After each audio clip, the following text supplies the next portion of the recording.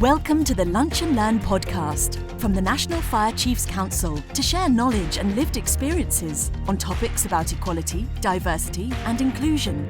We hope to create a momentum of learning, and we ask you to share widely with your friends and colleagues. Today, Jackie Gavin, EDI advisor from Cambridgeshire Fire and Rescue Service, led the discussion on trans visibility in the Fire and Rescue Service, increasing understanding how trans awareness can contribute to the Fire and Rescue Services meeting the needs of employees and communities.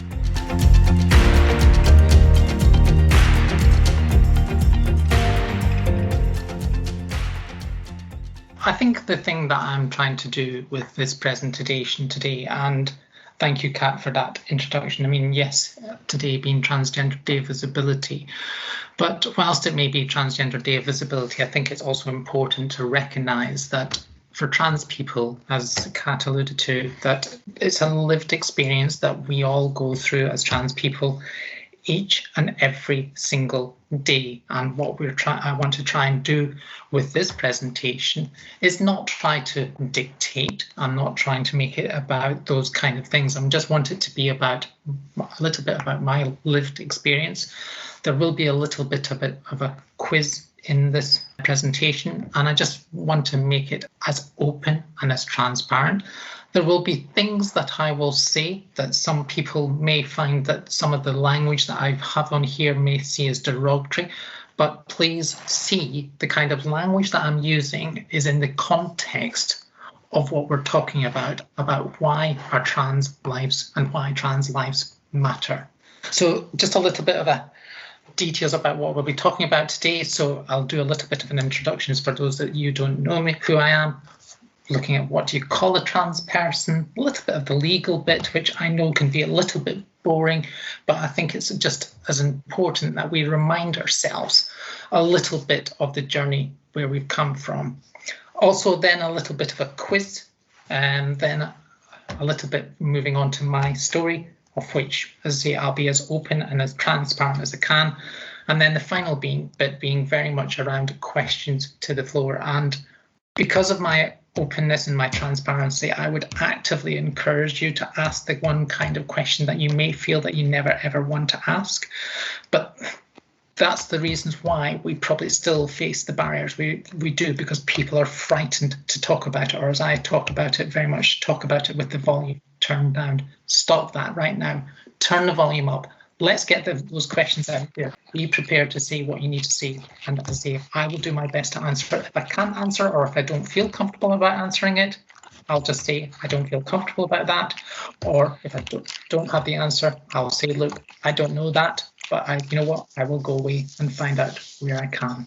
So my name's Jackie Gavin. I am the Equality, Diversity and Inclusion Advisor with Cambridgeshire Fire and Rescue Service, where I've been with the organisation for just over 18 months. A journey that I'm incredibly proud to have been a part of, so much so that sadly I will be leaving in a short period of time, going over to the private sector. But I have said that even though I may be leaving, I want to make sure that this kind of conversations across the wider NFC, or C rather, are continually talked about. My career before joining the Fire and Rescue Service was very much within the civil service, where I delivered trans inclusion for about 12 years right across the Whitehall estate, to allow me to be able to really make that difference needed in ensuring that the voice of trans was heard. This has allowed me to be recognised for several leading awards, including getting honour from the Queen last year in her birthday honours list, which has left me feeling incredibly humble, because when I talk about trans inclusion and try to make a difference in trans inclusion, I do it because it's the right thing to do. I don't do it about the recompense. It's about simply doing the right thing.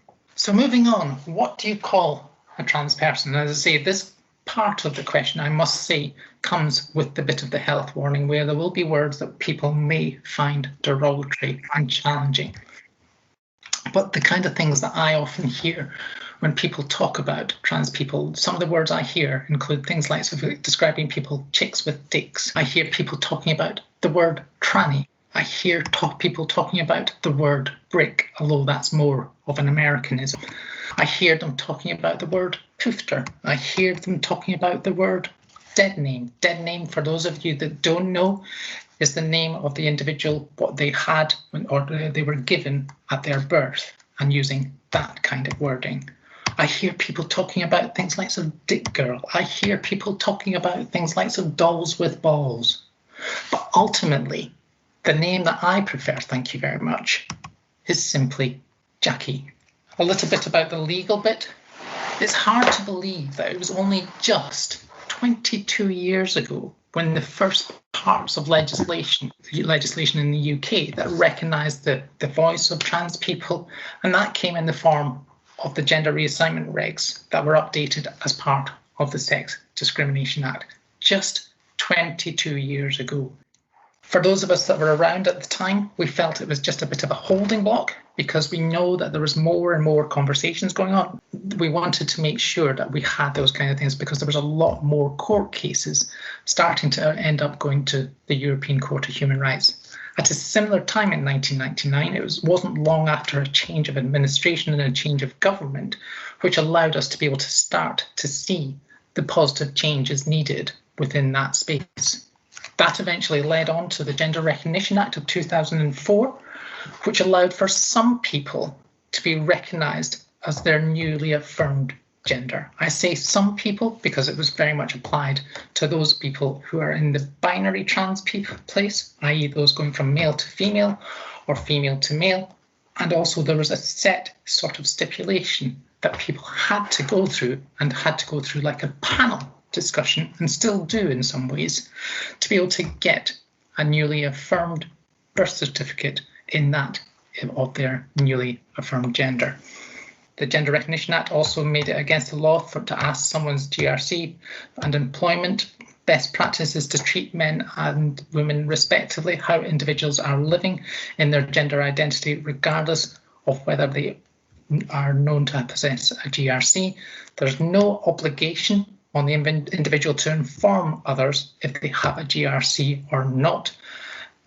Government is constantly being bombarded in various different conversations, and we know that in 2015 there was a huge piece of consultation work carried out by the Government Equalities Office to carry out a review of the Act. But we also know that last year the Government Equalities Minister, Liz Truss, made the decision not necessarily to make a lot of the changes that came out of the recommendations.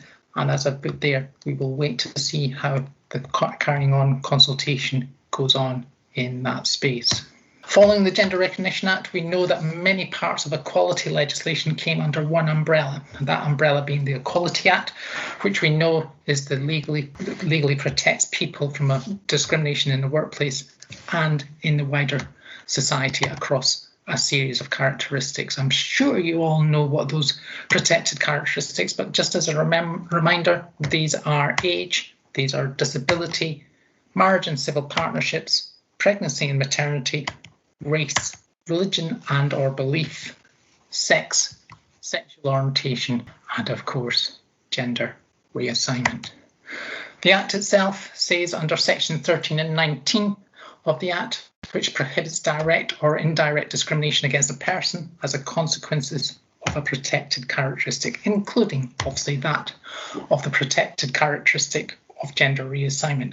It does sometimes get a little bit confusing because at the moment it's very much around if the person is proposing to undergo, is undergoing or has undergone a process or part process for the purpose of reassigning the person's sex by changing physiological or other attributes of sex. Sex very much being in the binary, male to female, although last year, if you didn't know it, JLR were taken to tribunal by a non-binary individual who then argued that they had been discriminated because of who they are and because of their non-binary status. The judge made a ruling that that person had been discriminated and therefore the individual was awarded. So there is still a little bit of debate around that wider aspect, but we know that the Law Society has also been asked to look at the wider description of characteristics, and who knows, we may actually see something which will allow for that incorporation of non-binary identities. There's a little bit more details to what the Act also goes on to talk about being unlawful for an employer to discriminate against an employee, job applicant or contractor on the grounds of that person's sex or gender identity, and so on and so forth. Question: with the exception of gender reassignment, which one of the protected characteristics applies to trans people? I'll give you the answer, because simply they all do. Because believe it or not, trans people come from all walks of life. Let's be honest, we're all growing older. We're all got our own sexual orientation. We've all want or may not want to get married, and so on and so forth. So you don't need to necessarily answer these questions, but if you wish to have a go at them, feel free to. My first question to you is, how do you choose what gender you are? Is how did you choose your name? Is have you ever had surgery? Did it hurt? If not, do you think it might hurt? Ask someone you don't know how they know what gender you are, and write down your answer. Why did you choose to be cis, i.e. non-trans? Does your body feel or look natural? And would you mind if I was to have a touch or look at it? Are you sure you're not just a drag king or a drag queen? Are you sure that you're not or you are gay? What do I call you? Do you think you'll ever go back to how you were before? What did you look like before? And can you please show me a picture? What toilet do you use? And when was your last period, of course? You don't sound like you should and the person you say you are. Using your voice only, can you please say something that will mean that I might be able to believe that you are who you say you are? But the simple point of why I've done those kind of questions is to welcome you to the world and the feelings of what it feels like to be a trans person and the microaggressions that I and other trans people might have to go through each and every day as we have to try and explain ourselves, especially when we talked about the voice aspect. I know that my voice is slightly deeper and slightly more gravelly, and the amount of times that I pick up the phone call to some complete stranger and I get, is that Mrs. Gavin? Yes. Oh, or if it's not that, it's a case of, it's Mrs. Gavin there? Yes, speaking, and you can almost hear and feel the pregnant pause. It's a microaggression that makes me feel incredibly uncomfortable with all those kind of things. Allow me, if you will, to share a little bit of my story. As I've been promising people for a number of years now, my biography will be available in all booksellers and if not on Amazon through the usual channels once I've eventually written it, because as I say, I have been promising myself that I will write this for many, many years. But to give you a bit of an insight about what it means to me, I've always called myself and my story a Scot called Jackie. And I think when you look at the spelling Scot, it's fairly obvious. But to take you back a long time ago, I was born on the 4th of October 1967. I know I don't use a good moisturiser, but I'm the second of 4 children, born to my parents, Bill and Pat White. Born in the small market town of St Andrews in the Kingdom of Fife, in my native Scotland. Of course, if my dulcet tones don't already give it away, I am Scottish, but not proud enough to be a nationalist. But hey, anyway, we won't go down that path. It's not a political discussion. As a child, not that I remember, or even more as a baby, not that I remember, my mother would often describe me as a shy, loving, but couthy child.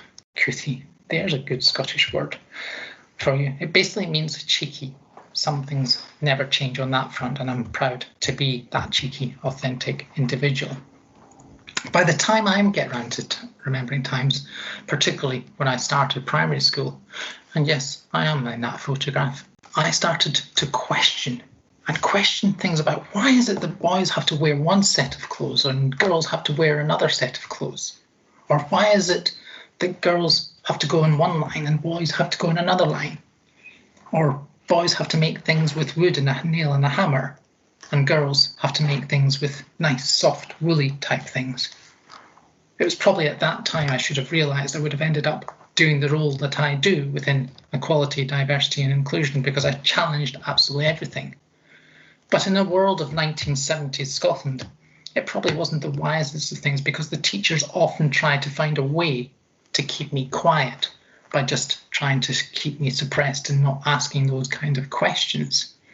It led me to becoming more and more of a recluse. I ended up spending more time on my own as a young child. By the time I start to really getting to remember things, was probably the wake-up call that made me realise that there was something about me that was slightly different. I remember the day quite well. It was a day in late October 1976, not long after my 9th birthday. It had been pouring with rain in Scotland, so it had been like that. In October, it wasn't quite like that. So for me, as I say, being a Sunday in late October, Mum and Dad had fallen asleep in their chairs after the big Sunday lunch that we always used to traditionally get on a Sunday. My big brother was reading the sports pages of the Scottish Sunday Post about his favourite football team having won the Scottish League Cup, 2-1 to Aberdeen. Baby Rob with the winner after extra time. My little brother was reading the same newspaper, but this time he was reading the comic strips of Oor Wullie and the Bruins, well-known comic strip in Scotland. My sister, who was 18 months old at the time, was finally asleep. She was in her terrible twos, we'll give her that, but after a screaming tirade of what felt like a lifetime, she'd finally fallen asleep. I, however, was sat at the dining room table, flicking between the pages of a magazine. I didn't know it at the time, but I'm dyslexic. As I flicked through the pages, pictures said 1,000 words, whereas something with words just made the words jump around and I didn't fully understand it. But pictures, they spoke to me so well. And as I flicked, I came across one particular image. And what puzzled me about it, first of all, it was black and white and all the rest of the pictures were colour. How did that happen? How were they able to do that? But secondly, the man who was in the photograph was sitting in what I would later come to know as the Christy Keeler pose. And if you don't know what the Christy Keeler pose, it's basically where somebody doesn't wear any clothes and they have the back of a chair up against them. But again, that's not what attracted me to the photograph. What attracted me to the photograph was the fact that the gentleman was sitting in that picture and he wasn't smiling. Now, whenever we're children, we're taught whenever we go into a photo or going to appear in a photograph, we have to say that magic word of cheese or watch the birdie. But he didn't look particularly happy. As I think back to the time and also have that message vision in my mind's eye, I think back to the time when I turned over that page to reveal the next image. I have what I can only describe the sound of 1,000 cannons going off in my mind as I think back to that time, as the page begins to fall and to reveal the next image. Every second as it falls feels like a minute, every minute feels like an hour. And as the image starts to come through, it's the image of the same man in the same pose, but this time he's ripping his skin off to reveal that, not what you're thinking right now, but to reveal that of a beautiful lady. The long flowing locks, the perfect makeup, the smooth skin. Suddenly, before we know it, I'm running around our house like a loon. Again, I get another good Scottish word. Let's call it an idiot. Screaming at the top of my voice, that's what I've been feeling, that's what I've been missing. Of course, my brothers are frightened and they're up against the wall and wondering what's happening. My mother and father wake up with a start and yes, my sister was wide awake again, crying and screaming at the top of her voice. But eventually, the household came to a nice, calm, quiet place. As it came to that calm, quiet place, with the exception of my snivelling, my mother tries to tell me that it's trick. My dad tells me it's not real. But to me, it is very real as I'm ripping at my skin, pulling it, trying to find the way to let that female exterior out of me, to become the real person that I knew that I needed to be. As I eventually calmed down, I couldn't get rid of that image. So eventually, my mother took me along to the doctor, the good old Dr. Briggs in the village surgery. Dr. Briggs sat me down and asked me to talk through what I was feeling. As I talked through, he tried again to tell me that it wasn't real. It was a trick. Trick photography happens all the time, he says, but I feel it's real and I keep on carrying on.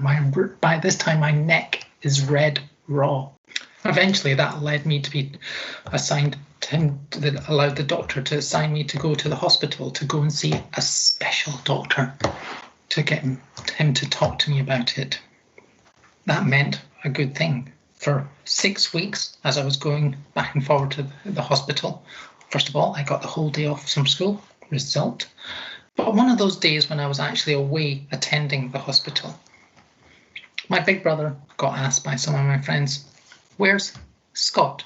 Because that was my male name in those days. "Oh, he's gone to hospital." "Why has he gone to hospital?"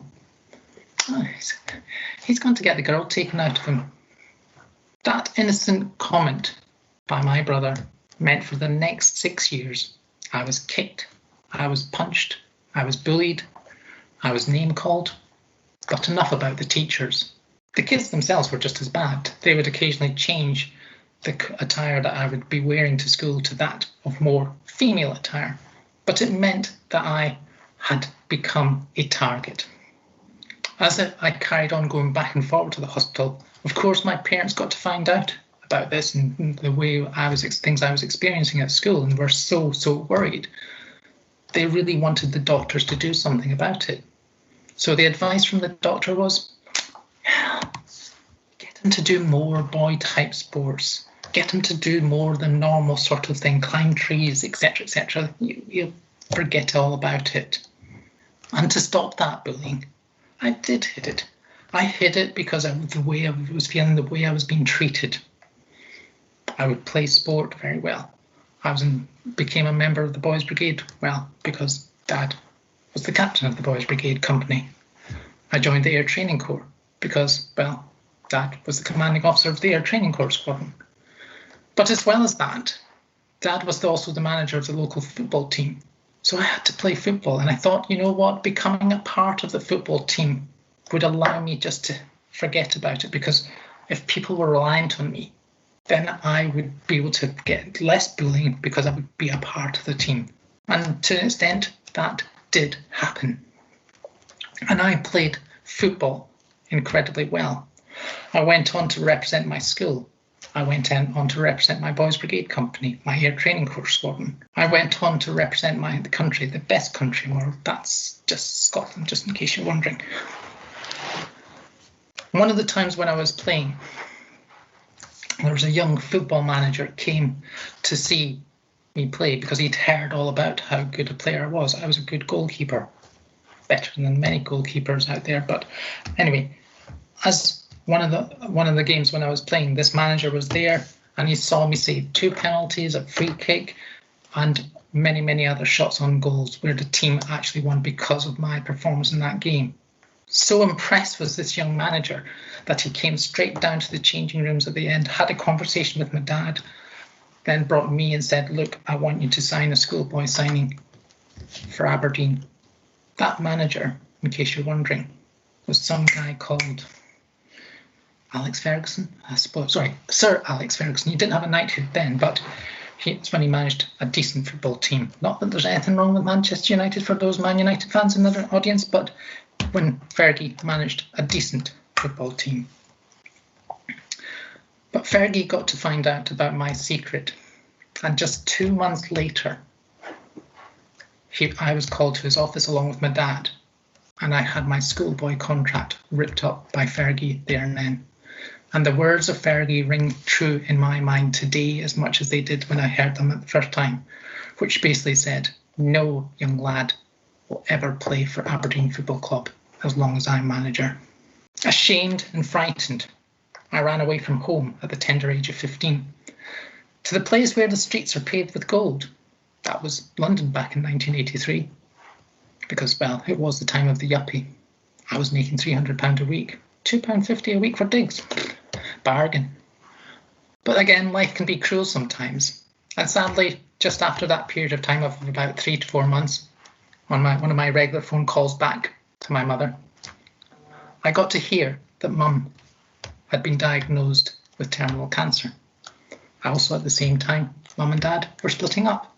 So I returned home to do my bit, to finish my schooling, and to try and make sure I could do something else that could really provide that level of support particularly for my little brother and little sister. After finishing my schooling, I ended up joining the Royal Air Force as a young officer cadet.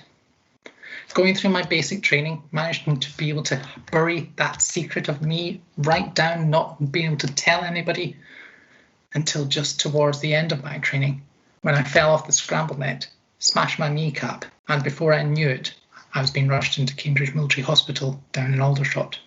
Apparently, at the same time as being rushed into the hospital, I was shouting at the top of my voice, "I don't want to be a boy, I want to be a girl." Not a good idea in the military in the mid-1980s, I can tell you that for nothing.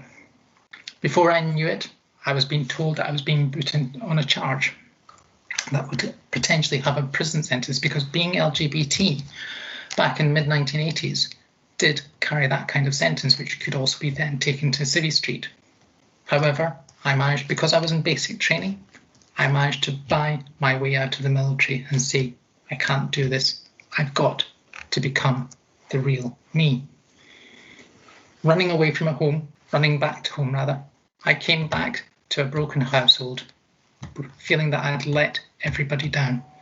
But my mother said to me, no, now is the time that you have got to go and be you. Now is the time you've got to be yourself. So I left home again, making my home up in Aberdeen, working for post office counters. Getting that job with post office counters was perhaps one of the best things I was ever able to do, because working with them, they were able to do one of the first ever policies about transitioning in the workplace to really, really support trans people. At the same time as going through my transition process with them, one day I was walking down the main street in Aberdeen, which is Union Street for those of you that don't know it, and a car stopped to the side of the road rather, and said, I want to take some, and the driver got out and said, I want to take some photographs of you. I was like, why do you want to take some photographs of me? I really want to take some photographs of you because I think you'd be really good in some pictures. Before I knew it, I was being offered the opportunity to model for leading groups such as the Clarence Group. I was also being offered contracts to be able to model for Dorothy Perkins. Not a bad change. Going through that process allowed me to be me. I finally felt I was able to be my true self, my authentic self, and my real self. I even got married to my ex-husband. We felt that we had reached a point where we were able to be true to ourselves and open and honest. That was until the day after we returned back, as we were met by a barrage of flashbulbs at Gatwick Airport and a series of headlines, including the ones that you can see on the screen. Horrible, broken, downgraded. I felt, again, I'd let myself down. Being a part of the press, I felt I couldn't escape. I knew I couldn't escape. I began that period of time what I call a patchwork quilt of going from job to job to job to job. I just felt I could never settle. I was getting overlooked for promotion. Nobody knew what it was to be me, and I was just being degraded. I looked and I hunted high and low to be true to myself, but even then I couldn't be true to myself. This led me to be in a really, really difficult place until I eventually, in 2009, joined the civil service. Joining the civil service was an eye-opener for me. First and foremost, I took a step back on my career, right back to the beginning of a career. But also at the same time as joining the civil service, 2 weeks after that, I got a phone call from the then second perm sec of DWP of the organisation I was working for. And he said, again, I repeat, we know all about you. And I'm thinking, here we go again. I've got to explain myself again and again and again. But the words from Terry Moran came back saying, no, we may know all about you, but we need your help in making the organisation more inclusive. Since then, I've gone on to move on. I didn't realise that at the time, but after I split with my ex-husband, suddenly I was attracted to somebody else, and I'm now very happy in a relationship with my partner, Isabel, feeling proud, feeling able to be that authentic self, an authenticity that I feel that I'm able to take through in all my life, in everything that I do. And creating that kind of culture is so, so important. It's why what I do in the fire and rescue service is so important that we embed a culture of inclusion for everybody to feel that they can be authentic so that they can all succeed and drive forward in who they are. I live with mantras, and some of my favourite quotes include this one by Winston Churchill, which: we make a living by what we get, but we make a life by what we give.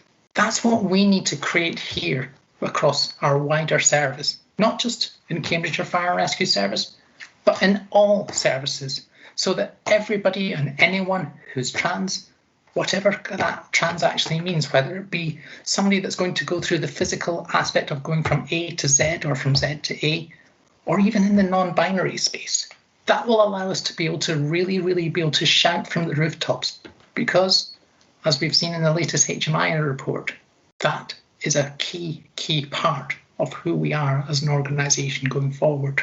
I'm going to finalise say this is your opportunity to ask the question that you felt you could never ask, and feel free to ask absolutely anything you want.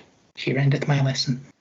I think it's fair to say, you absolutely epitomise everything that we strive for within the Fire and Rescue Service, and that is to be honest, be proud, and to be ourselves.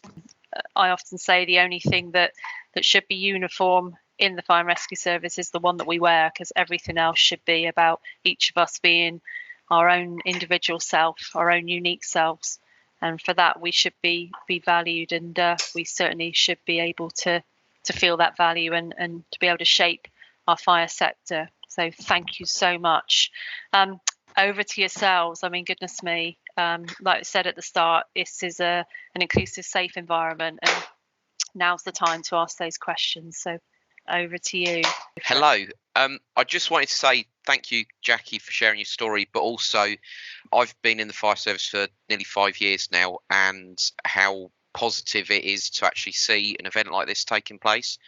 And I think the kind of the journey that as a wider fire sector we're going on, from 5 years ago, this probably never would have happened, and now we're in a position where we can have sessions like this and quite openly talk about it, and there be consultation documents about what we're going to do from a national level on improving visibility for not just LGB but also for T as well. Thank you for that. Thank you. Hi, Jackie. Hello. I have been doing equality, diversity and inclusion for a long time, I think for a long time. And it's really hard to change cultures and behaviours and attitudes, and, where particularly when you're in organisations where there's, perceptions and sometimes cultural beliefs or, their own beliefs. And I just wondered how the Fire and Rescue Service can become more inclusive. You're in the fire service, and what things can we do to start breaking those barriers and start taking individuals as who they are, rather than looking at labels and segregating people into boxes? So for me, I often talk about turning the volume up. As I say, let's just get the volume turned up and not be frightened about it. I mean, I still remember when I first joined the civil service, we would talk about diversity. So we're here to talk about disability. We're here to talk about race. We're here to talk. It's like, what did you actually say? Just say the word. It's transgender. Say it, not be frightened of it, and then embrace it in that kind of context. That will make such a big difference.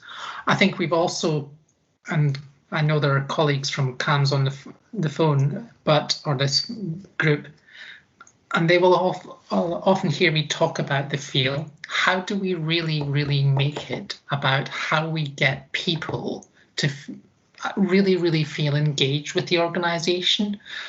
Because yes, as Kat said, it's yes about the badge, and there is that huge sense of pride about wearing the badge, but let's get it much more than that. Let's get it about so that when people see a fire engine going down the street, they simply see the fire service. They don't see CAMS, they don't see Derbyshire, they don't see wherever. They just simply see the fire service. So it's about just normalising that and making people feel that sort of sense of pride that they feel when they're on that pump driving down the main street, that they feel that same sense of pride by bringing their authentic self and having conversations about it in a way that we're doing right now, in a culture that allows for people to be more authentic across the mess deck and not be frightened about who they are and hide that part of themselves. Let's just get those conversations out there. Again, Cam's colleagues will know, before I joined the service, I was more than happy to have my message out there so that people knew all about me. And because I know personally for me, you put my name in Google and it's like everything comes back. But I don't want to hide. I just want to be honest and open and transparent with people. And that's the same, whether it be people from a trans perspective or people from any other background. They just want to be authentic. And if we can create that authenticity through the cultures that we're trying to empower across all our organisations and across our whole sector, that will be a massive, massive win for us. So I'm one of Jackie's loyal lieutenants from Cambridgeshire. Jackie, we've had this conversation a lot of times, so I just think it'd be really useful to have it again in a wider form about where you think it really starts. Where do we have to start to plant this seed?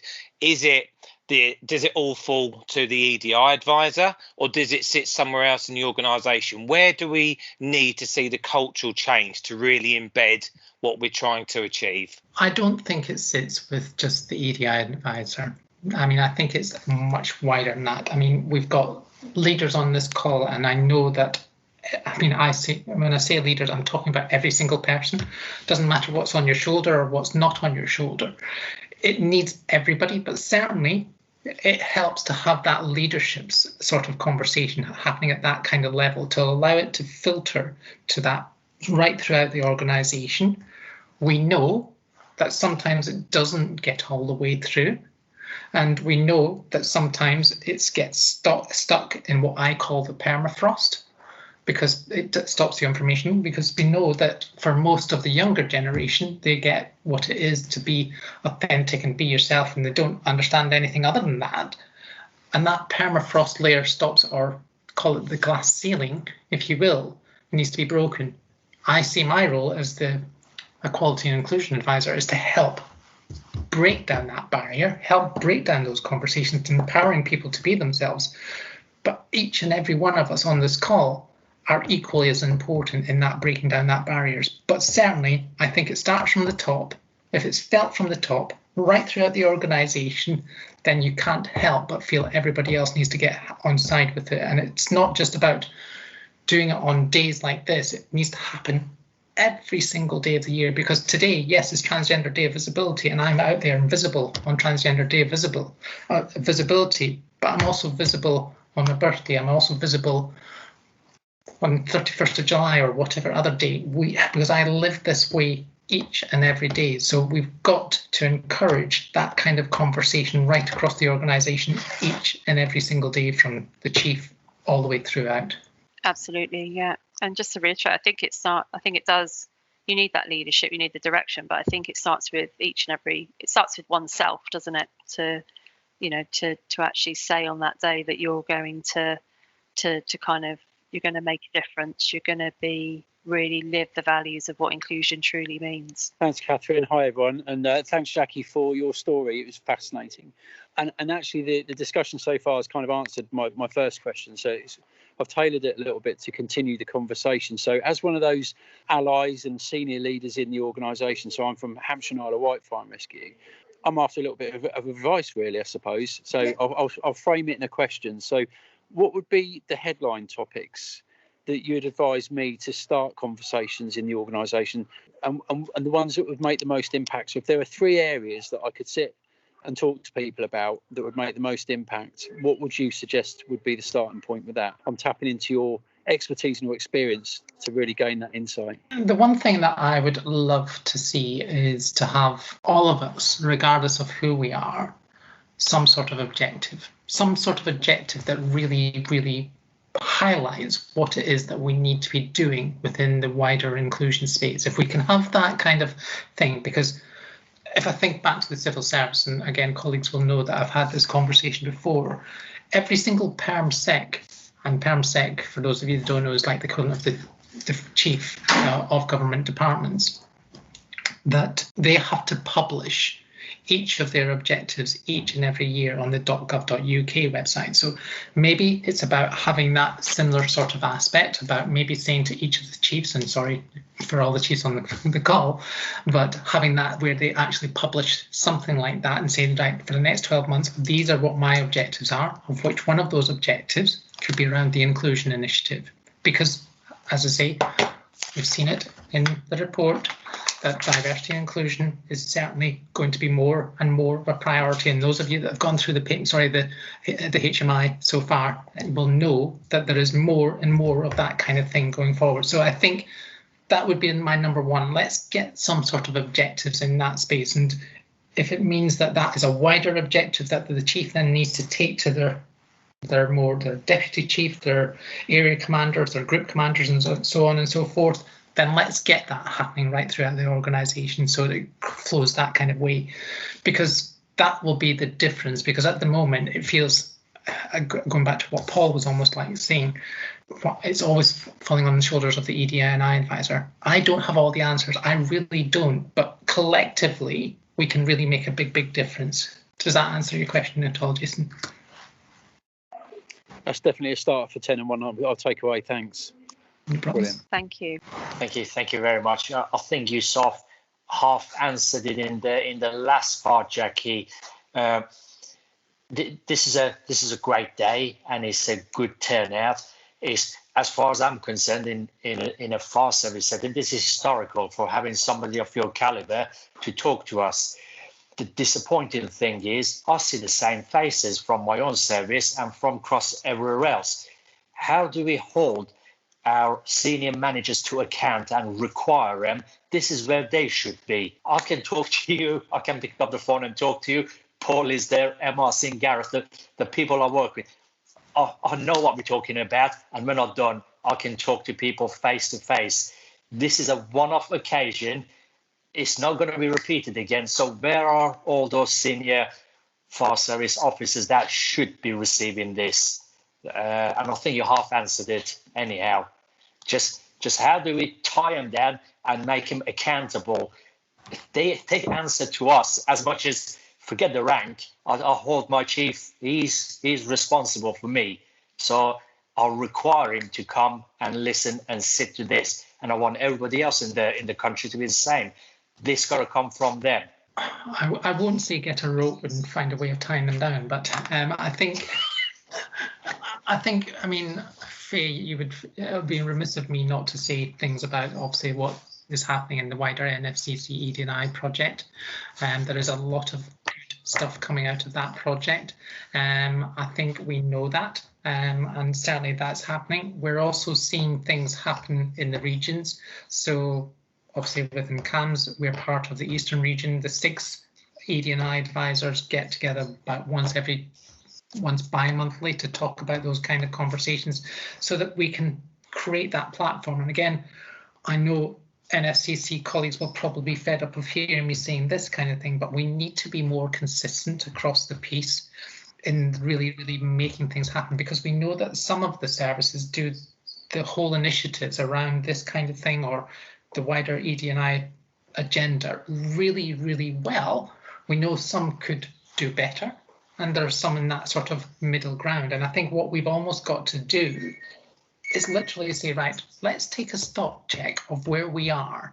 From that stock check, we need something from across every single service that says, right, where are you? It could be a benchmark exercise such as, I don't know, and I'm name dropping here, what the E&EI tide or whatever it may be, that really allows us to see where as a sector we are. And then from there, we can build that better. We did exactly the same in the civil service to say, because we had government departments saying this is our ED&I strategy, but we're not going to share it with anybody. We need to get to that point where we are collaborative in that space to really make it go forward. And then from there, that will allow us to have that benchmark to say, right, okay, yes, we've got the HMI, but does that really give us what we want? No, let's get more under the skin to really build the difference and hold the chiefs to account and the whole of the organisation. So it's not just on these shoulders, it's the wider aspect of the sector. I think it's the first time that I've had a EDI soapbox for about 25 years, 22 of those in the fire service. And do you know what? I'm quite happy if the HMI has been a little bit of a driver. I've lived through several iterations of equality frameworks over the years and not seen much change, but it is genuinely the first time that I've seen the National Fire Chiefs, and I will say the chiefs, sit there and go, EDI is a priority. It's great we've got the HMI document, but that's not good enough for us. It's the first time I've been involved with conversations where we haven't said, and I will say your Cambridgeshires, your Lancashires, the ones that are the front runners, that's great, but we're only as good as the service that's on the, if there's a service on the starting blocks. It's our collective responsibility as a sector to pick them up and help them. It isn't about who's first over the line. This is about all us getting over the line together. And I would say I've genuinely not been this hopeful for probably 22 years in the service, because I've never seen so many, and you are right, we're all right, we're all leaders at all levels, but so many chiefs signing up and going, no, do you know what, I want to be involved with EDI because that HMI report needs sorting out. Yeah, absolutely. Tie up those chiefs, whatever we need to do to keep it going. But like I said, we've got to keep the momentum going for sure. Thanks, Jackie. It's actually Debbie, but our IT strategy means we have to have our full name on. So ironically, I'm being called something that I haven't been answered to since my mother died nearly 20 years ago. So it's Debbie Yates from Lincolnshire. And as a member of the senior leadership team in Lincolnshire, we are trying to drive equality and inclusion throughout the service. Today's been a fantastic opportunity for me and others, I think, to learn, Jackie, because one of the areas that we're sadly lacking in is education in terms of knowledge and understanding of the issues facing members of our workforce and members of our community. I've been passionate about EDI many, many years. I've worked in private industry, the police for 11 years before joining Fire and Rescue 15 years ago. But one area that I'm ashamed to say is that I knew very little about was initially LGB in terms of getting more of an understanding in that, and then more recently in terms of trans. And if it hadn't been for a very, very brave firefighter to leave us as a male on-call firefighter and to apply to rejoin to us last year as a female whole-time firefighter, I personally and my colleagues would not have learned the little knowledge that we have to date. And it's through Laurel in our service who's really helped us understand the issues that she faces, what she wants from us. What I want to try and do is to ensure that I am never so reliant on an individual firefighter again in terms of having to ask those questions. How do we help her? What do we need? How do we talk to her colleagues? Do we need to talk to her colleagues? All of those questions that I came from a 0 base, and now I'm about, I would say, 1.5 out of 10. So there's still a significant gap of education that we need. And I think these sessions help. And yes, I'll take this back to my colleagues who are involved in other staff engagement today, which is why I'm representing Lincolnshire. I'm not EDI. We don't have one because we're a county service who don't have an EDI department or an advisor. So we're wallowing through on our own, but with significant help from Nikki and the team from NFCC. But I think that for me is the important thing, is where and how do we as individuals get the education, and how do we ensure that one of our objectives for our next year through our values and service plan is for people to be able to feel to be who they want to be at work, no matter what their background. And I think it's an objective for us, but we need a lot of help to actually get there. I think it's important that, yes, that we all help each other. And again, I know NFCC colleagues will ask me to remind you, but yes, certainly the NFCC toolkit. And I think the more we can do these kind of sessions as well, if Paul gets his collection off the ground, you never know. I might be persuaded to come have that kind of conversation on a regular basis. Because again, I think, yes, I'm prepared to put my head above the parapet, but we need to create the culture that means that Laurel, whoever puts their head above the parapet and says, This is who I am. This is my authenticity. And once we've got that culture right, that makes such a big, big difference. Rob from Warwickshire here. I think Debbie has kind of just asked the same sort of thing I was going to ask. And we're just looking at educating and retraining our service. And I just wondered, in your experience, what's the best way of doing it? Earlier on this last year, we did something around obviously what happened with the Black Lives Matter movement and that issue that people were facing. I think we need to do more like this. So listening sessions matter massively, and creating that safe space where, like what we're doing right now, talking about it, getting it out there on the table and not being frightened about it with the volume, as I call it, turned up. So I think that probably is so important, and allowing for people to say what they really, really feel in a safe environment, because I'm not here to shut down people, because I know there will be people who don't fully understand or may not want to understand, but come to my side of the table, walk a mile in my shoes and understand what it's to be me will help build those bridges and build the difference that we need to do without me taking offense. Because as I always say it, the only stupid question is the question you don't ask. Let's get in that place where we're prepared to do that kind of stuff as well. And I know that Wayne Brown did a very similar session in West Mids in his service not long after the Black Lives Matters movement, just exactly that, to open up the conversation. And probably the way that we have that virtual contact with people now is that opportunity to do it. But I also know that one bit that Faye's put in there is around the NFCC are looking to host these, and they will of course be open to, as we said, not just the same faces, to people across our wider organisations. Of course, a massive thank you, Jackie, for your involvement in the EDI project. It will be a massive loss, and we may well take you up on your offer to occasionally give us a hand with some stuff. But I suppose I just wanted to reiterate the EDI project. I think how we're trying to do things differently to how things may have been done in the past, and I can't talk from a place of experience, I'm afraid. This isn't my area of expertise, but it's very much about, although we want to produce best practice and tools around EDI for services to use, it's about pushing that out and driving it and building networks and upskilling everyone in how to approach the subject, how to deal with it in all of their own jobs. And that is absolutely key, rather than keeping it closed to a sort of smaller group of EDI practitioners. But really, I think you've kind of covered what I was going to say, and just watch this space. If you want, I'll just pop a link to where we host our products, and there'll be more and more coming out. So do keep an eye on that. And if you want to get involved in any of the work, then Penny's project managing it, and she's the go-to person for that. Penny's just popped a note in there to say that any other lunch and learn sessions that you feel would be beneficial, then contact Penny and we'll see what we can organise.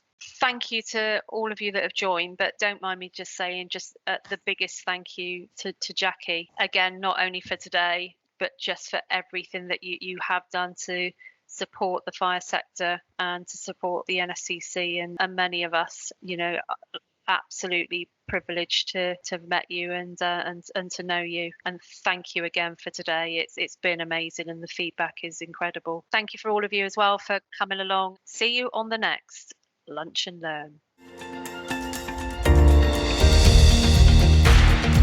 I hope you have found this podcast informative and it has given you insight. All Lunch and Learn sessions are available at www.ukfrs.com.